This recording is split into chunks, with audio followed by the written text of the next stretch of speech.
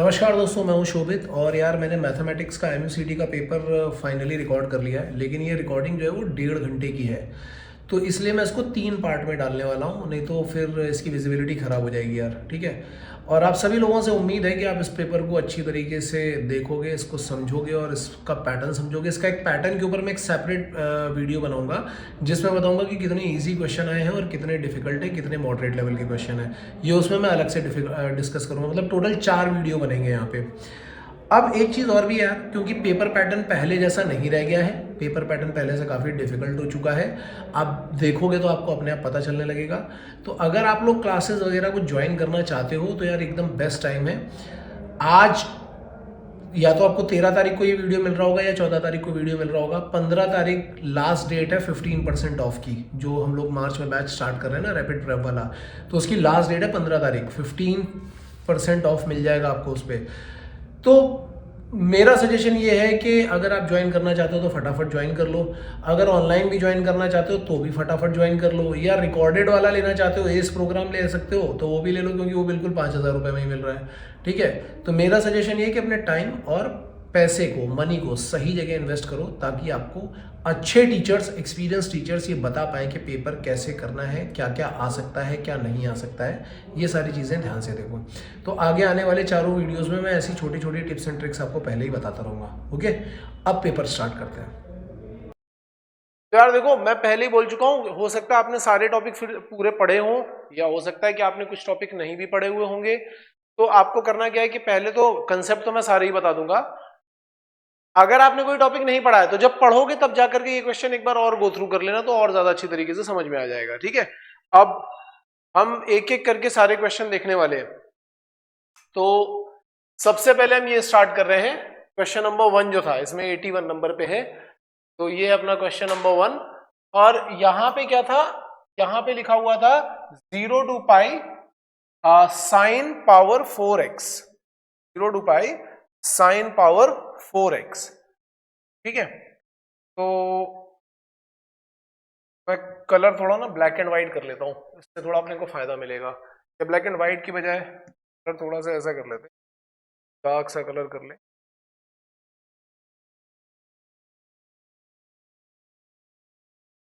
देखना, 0 to pi sine power 4x dx। तो ये है इंडेफिनिट इंटीग्रेशन का क्वेश्चन। आप चाहे आप इसको इंडेफिनिट इंटीग्रेशन की प्रॉपर्टी से करो, या सॉरी डेफिनेट इंटीग्रेशन का क्वेश्चन है, डेफिनेट इंटीग्रेशन की प्रॉपर्टी से करो, या इंडेफिनिट इंटीग्रेशन वाला मेथड भी यूज करोगे तो भी दोनों तरीके से क्वेश्चन सॉल्व होगा। यहां पे बेसिकली हम प्रॉपर्टी नंबर 6 लगा सकते हैं। प्रॉपर्टी नंबर 6 होती थी 0 to 2a fx dx। और हमें क्लियरली दिखाई पड़ रहा है कि साइन पाई माइनस एक्स जो है वो साइन एक्स ही होता है। तो ये हो जाएगा 2 times 0 to pi by 2 sine power 4x। अब इसके बाद आप चाहो तो प्रॉपर्टी नंबर 4 जो किंग्स फॉर्मूला लगता है F of A minus x वाला, वो लगा लो। तो आप बोलोगे कि this is equation number 1, and ये वाला फॉर्मूला लगाएंगे तो हमें क्या मिल जाएगा, 2 टाइम्स पाई बाई 2, और यहाँ sine pi by 2 minus x करोगे तो आ जाएगा कॉस पावर 4x dx। ये आ गया इक्वेशन नंबर 2। फिर दोनों को आप ऐड कर लो, ऐड करोगे तो आ जाएगा 2i equal two times 0 to pi by 2 sine power 4x plus cos power 4x, sine power 4x plus cos power 4x dx। तो यहां पे अब इसको देखो, इसको a स्क्वायर और इसको b square low. a square plus b square, तो हम लोग ऐसा लिख सकते हैं a प्लस बी का होल स्क्वायर माइनस 2, ऐसा लिख सकते हैं। तो वो चीज जब हम यहाँ पे यूज करेंगे, 2 तो कैंसिल हो जाएगा, तो ये i का वैल्यू आएगा 0 to pi by 2। a plus B का होल स्क्वायर बनाएंगे, यानी sine square x plus cos square x का होल स्क्वायर बनाएंगे तो आएगा 1 माइनस 2ab करोगे तो it will be 2 sine square x cos square x dx। अब इसके बाद आगे जाने के लिए हम क्या करेंगे, इस 2 को हम लिख सकते हैं 4 बाई 2, ताकि ये साइन स्क्वायर 2x बन जाए। तो यहाँ पे आ रहा होगा 0 to pi by 2 1 minus sine square 2x divided by 2। ठीक है, ये आ जाएगा यहाँ पे दिस dx। और फिर अगेन हम यहाँ पे half angle formula, sorry double angle formula use करेंगे, क्योंकि साइन स्क्वायर थीटा जो होता है वो होता है 1 minus cos 2 theta divided by 2। तो जब आप फर्दर जाओगे आगे तो ये आएगा 0 to pi by 2 1 minus sine square theta की जगह पर रखेंगे 1 माइनस कॉस 2 थीटा, तो ये हो जाएगा कॉस 4x, एक 2 ऑलरेडी था, डिवाइडेड बाय 2 करोगे तो आएगा 4 dx। अब इसको एलसीएम लेकर के आपको सिंप्लीफाई करना पड़ेगा, मतलब कि ये आएगा 0 टू पाई बाई 2, 4 यहां पे जाएगा तो it will be 3 plus cos 4x by 4। अब इसको आप इजीली इंटीग्रेट कर सकते हो और वैल्यू सब्स्टिट्यूट। देखो अगर हम इस क्वेश्चन को ओवरऑल देखें तो ये क्वेश्चन डिफिकल्ट तो नहीं है, लेकिन क्वेश्चन अच्छा खासा लेंथी है।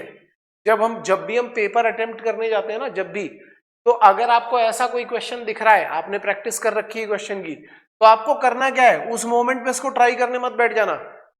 उस मोमेंट पे ये क्वेश्चन देख करके आपको एक काम करना है। क्या काम करना है कि क्वेश्चन तो आता है लेकिन थोड़ा लेंथी है, इसको बाद में देखेंगे जब टाइम बचेगा, क्योंकि आपके पास टाइम है कम, 1 मिनट से ज्यादा का टाइम नहीं है। तो हमारे पास जब टाइम बच रहा होगा तब हम इस क्वेश्चन को करेंगे। नहीं तो कई लोग क्या करते हैं, इसी क्वेश्चन को करने के चक्कर में फंस जाएंगे, 5-10 मिनट बर्बाद कर देंगे और फिर बोलते हैं कि सर वो इजी क्वेश्चन तो मैं देख ही नहीं पाया। तो ये पंगा मत लेना। आई hope this is clear. Yes sir एक दफा 4/2 कैसे लिया आपने, ये बता दो। 4/2, अरे 2 को 4/2 लिख सकते हो ना यार, यहां पे 2 लिखा हुआ था ना, 2 जी सर। 2 को आप 4/2 तो लिख ही सकते हो ना, कैन बी रिटन एज 4/2। अच्छा सर, कैंसिल आउट हो, ठीक है सर। समझ में आया? ठीक है, जी मूविंग जी ऑन। सर। अब आता है बाइनोमियल।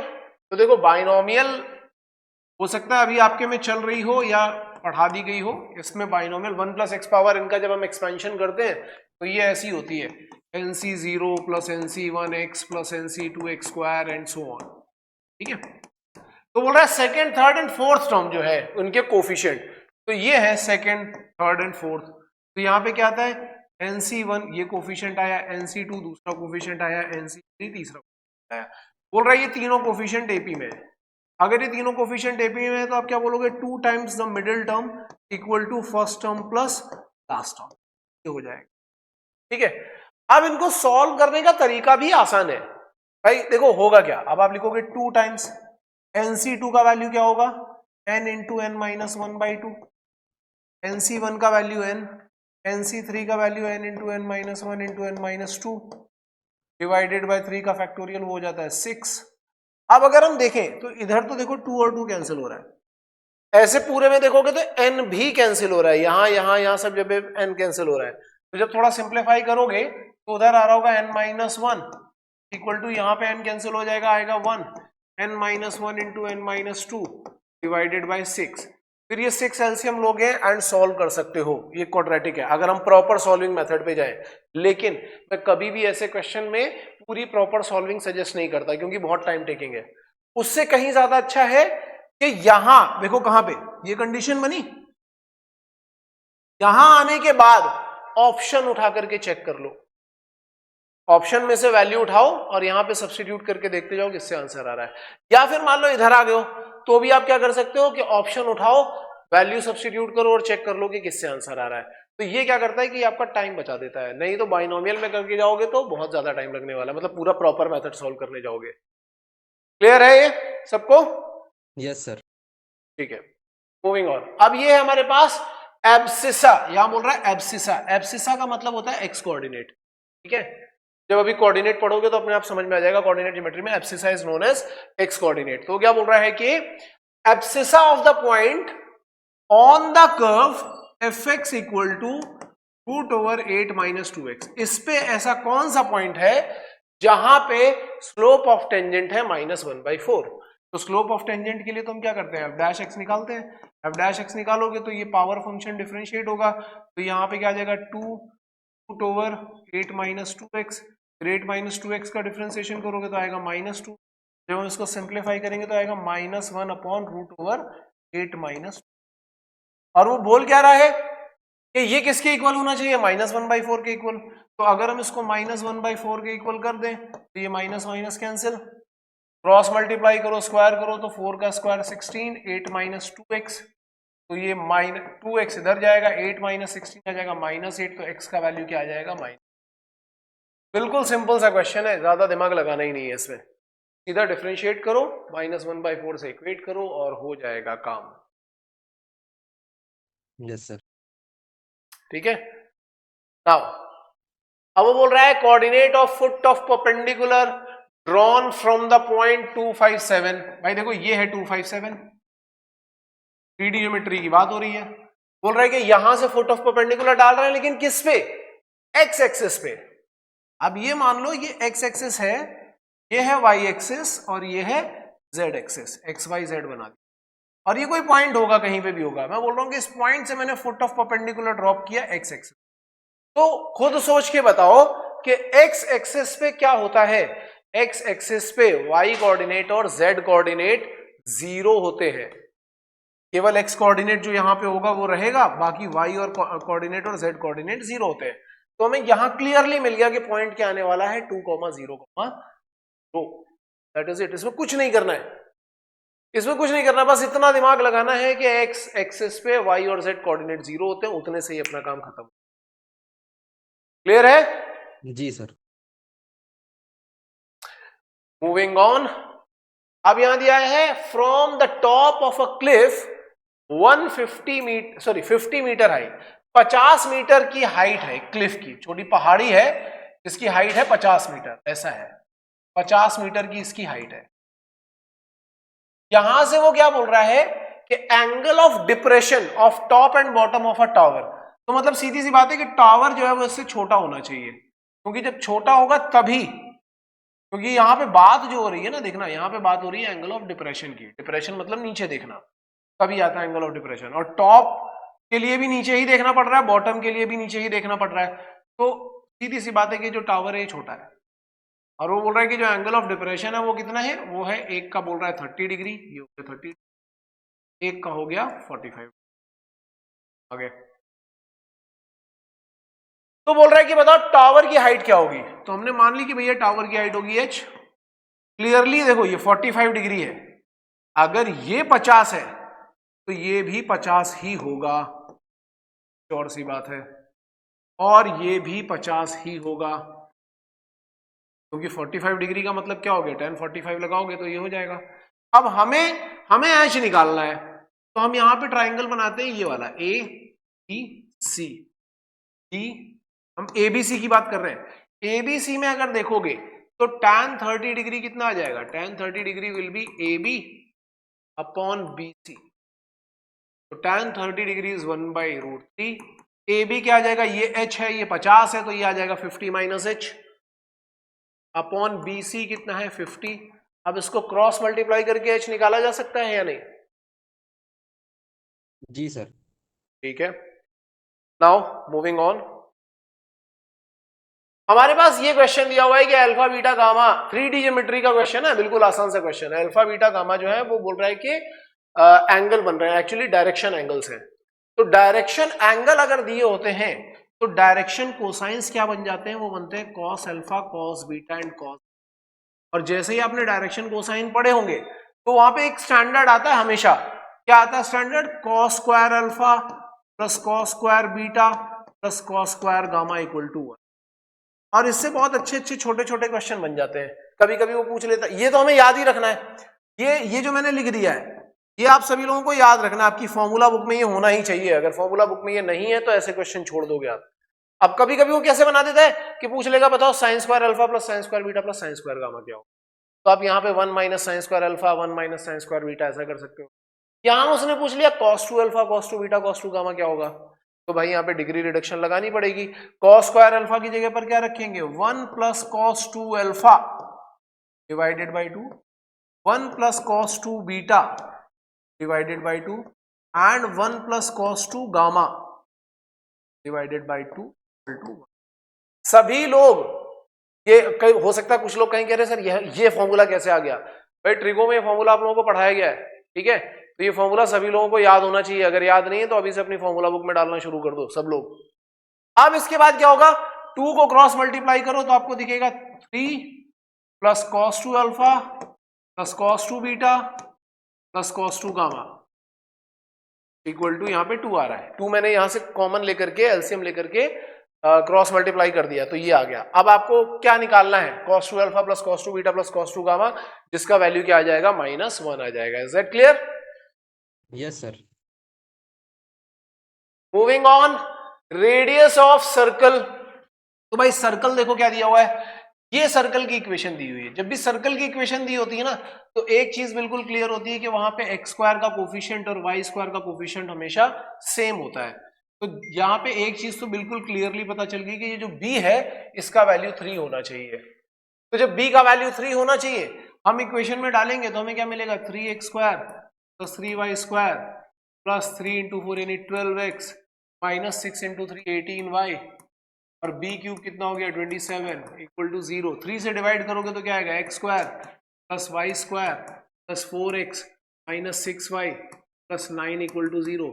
इसको सर्कल की जनरल इक्वेशन से कंपेयर करते हैं। क्या होती है general equation, x square plus y square plus 2gx plus 2fy plus c equal to 0। इससे कंपेयर करोगे तो g का वैल्यू आ गया 2, f का वैल्यू आया -3 और c का वैल्यू आया 9। रेडियस का फॉर्मूला क्या होता है, root over G square plus F square minus सी।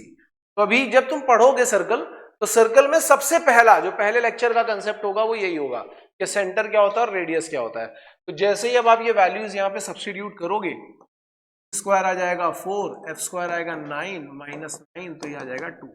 सबसे पहला कंसेप्ट ये होता है और वहां पे बिल्कुल इजी सा क्वेश्चन आपको मिल जाएगा। क्लियर है? Yes sir. नाउ बोल रहा है a forester wants to plant 66 apple trees. उसको 66 एप्पल ट्रीज लगाने हैं, 88 बनाना ट्रीज लगाने हैं और 110 यानी कि 110 मैंगो ट्रीज लगाने हैं। ठीक है, अब वो क्या बोल रहा है, इन इक्वल रोज। इक्वल रोज का मतलब क्या है, in terms of number of trees, मतलब हर एक रो में जो नंबर ऑफ ट्रीज होने चाहिए वो सेम होने चाहिए, अलग अलग नहीं होने चाहिए। और दूसरी बात क्या है, also he wants to make distinct rows of tree, मतलब कि only one type of trees in one row. मतलब एप्पल वाले में बनाना नहीं घुस सकता, बनाना वाले में मैंगो नहीं घुस सकता, ऐसा नहीं हो सकता। अगर एप्पल की रो है तो एप्पल की रहेगी, बनाना की रो है तो बनाना की रहेगी, मैंगो की रो है तो मैंगो की रहेगी। अब वो बोल रहे हैं कि बताओ मिनिमम नंबर ऑफ रोज कैसे बनाई जा सकती है, मिनिमम नंबर ऑफ रोज। तो देखो मिनिमम नंबर ऑफ रोज का मतलब क्या है, हमें ऐसे समझना है कि हम एक रो में जितने मैक्सिमम हो सकते हैं उतने डाल लें, तभी रोज कम हो सकती है। तो मैक्सिमम हम कैसे डाल पाएंगे, जो इन तीनों का HCF होगा, हाईएस्ट कॉमन फैक्टर होगा, वो उठाना पड़ेगा। तो अगर आप हाईएस्ट कॉमन फैक्टर देखोगे तो इन तीनों का HCF आता है 22। 22 इंटू 3, 22 इंटू 4, 22 इंटू 5। तो जब आप इधर देखोगे तो इसमें एप्पल में बनेंगी 3 रोज, बनाना में बनेंगी 4 रोज और मैंगो में बनेंगी 5 रोज। मिनिमम रोज इतनी बन सकती। और इसके अलावा और कुछ, अगर आप 11 लेते तो नंबर ऑफ रोज ज्यादा हो जाती, और 22 के आगे ले नहीं सकते हो क्योंकि फिर वो कॉमन नहीं आएंगी, तो HCF निकालना पड़ेगा।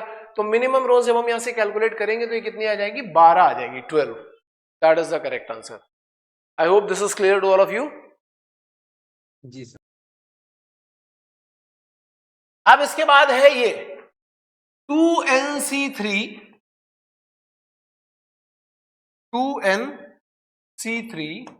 Divided by NC3 equal to 11। ठीक है, तो अब इसको हम ऐसा लिख सकते हैं 2NC3 equal to 11 times NC3। वैसे तो क्या है कि फैक्टोरियल वाला फॉर्मूला भी हम लगा सकते हैं, लेकिन बेटर क्या है, ऑप्शन उठाओ, सब्स्टिट्यूट करो और चेक कर लो। समझ में आ रहा है? ऑप्शन उठाओ, सब्स्टिट्यूट करो, वैल्यू डाल करके देखो और चेक कर लो। नहीं तो एक तरीका ये भी है कि आप 2NC3 डालोगे तो it will be 2n into 2n minus 1 into 2n minus 2 divided by 3 factorial आ जाएगा 6, यहाँ पे आएगा 11 n into n minus 1 into n minus 2 divided by, यहाँ से भी 6 आएगा, ये 6 कैंसिल हो जाएगा, एक ये n कैंसिल कर दिया।